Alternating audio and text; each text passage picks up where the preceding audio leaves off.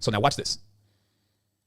So we just want to clarify once more that this universal symbol, if we were to see this as like we didn't even start with a language, we didn't start with identity, we would have to have a symbol that we use to actually understand what all of the power is. And that symbol would, when you say that symbol would be you, I'm not telling you it's the person you're seeing in the mirror. That's the whole game. That's why the mirror thing is a big part of magic. It's the highest part of magic is the mirror. Because the sheer fact that you have this reflective substance here in this world that you can use, that you think is showing you who you are.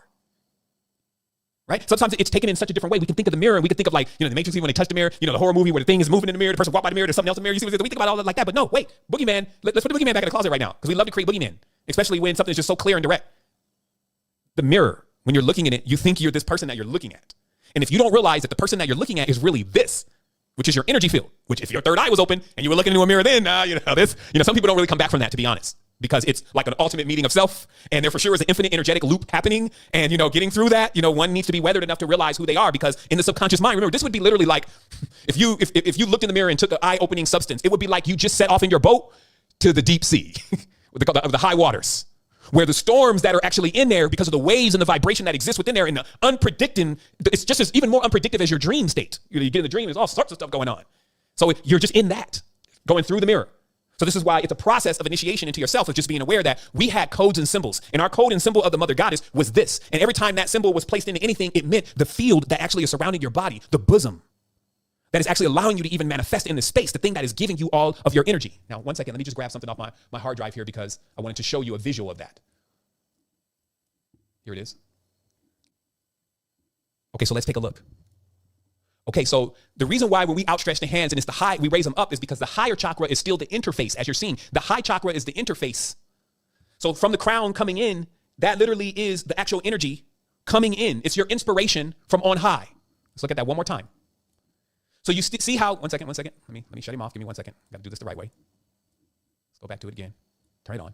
So you see how it's still like an inspiration is coming from the top, like seeding into the top of the head. So that area, that's why I told you, that area, that swirl that's in the top of your head is where you're getting your inspiration from. So this inspiration is basically your womb. You're becoming inseminated by your connection. So when your energy goes out, it goes all the way up through all the stars of the cosmos. Those are your nadis. So if everything is connected, that's what should be happening. The more you start putting stuff in categories, the less connection you have. So when all your energy field goes up, it connects in and pins in with the stars, and then it gets to all of that inspiration, which is really vitamins and minerals. That's why the sky is like always cloudy, because our vitamins and minerals are generally light. Now we have to take them in a secondary substance, which we're going to talk about a little bit later, which we got to go to the metals and the elements that are already in the as below chamber. But originally, all of our vitamins and nutrients actually came from not just the sun, not just the moon, but also all the stars. That's why there's a cycle of where the sun and the moon got to back off. The sun at a certain point has got to back off. The moon at a certain phase got to back off. And then all the stars come in. And as an ancient being completely exposed to this, all of your nadis are actually receiving the vibration and the frequency of the mineral.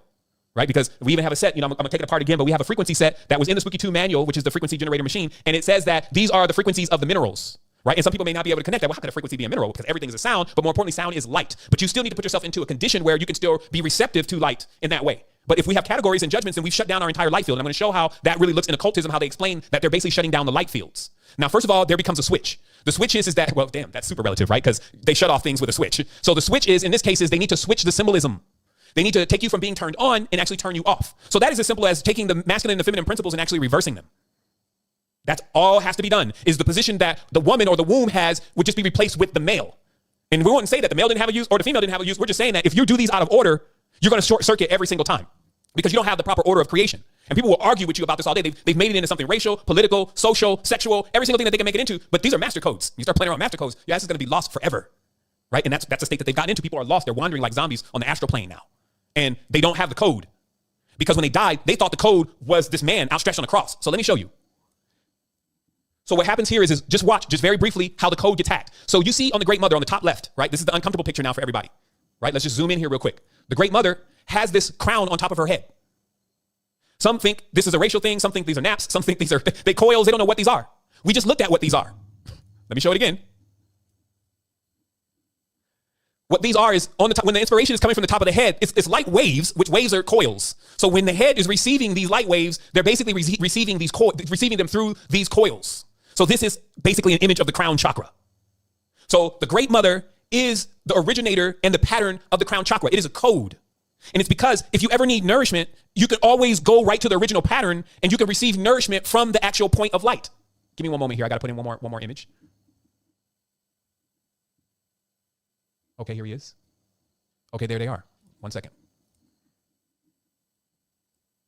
Okay, let me blow it up.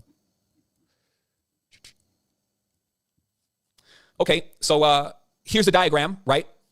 So this is that same torsion field, but it's now that you're kind of zoomed inside of it. Now everything is inside, everything is in the same pattern. Humans are in the same pattern, the Earth's in the same pattern, the universe in the same pattern. But again, if they displace the pattern, make you think the pattern looks like something different, then you don't know where you are. So that's what a new world order is. It is to change the design of what the whole system originally looks like. We've seen this also before. We're just recapping here. The apple of my eye, right? So where's the apple of the eye? It's in the center, the apple of my eye. That is how you're seeing everything. So now you're the apple of the eye. You're actually in a state now with how you think and how you feel is actually seeing or experiencing everything according to you. So if you don't open up your consciousness and realize, look, you are actually this. From your consciousness, when your light goes out through your nadis and plugs into all of the stars and the rest of the cosmos, if you're not in division and not judging and you're completely unified, then you receive inspiration from the entire field or the entire spectrum, which we call the energetic spectrum, the electromagnetic spectrum, because you're an electromagnetic being. And then that goes out and then it comes around and it goes back in the body, but not in just an external state. This is an implosive device. This is something that actually works internally. It can be felt externally, but it's mostly felt internally. And this is why when people get activated, they're the ones feeling it, not the person next to them. They be feeling like 1,000 kilohertz are running through their body. They're seeing all these visions and everything. And the person could be sitting right there next to him on the bus like, yo, this dude's tripping. And doesn't even know, this dude took some stuff and now he's all in a whole nother universe. But you can't feel any of that because it's the power that runs inside, which is the most important power.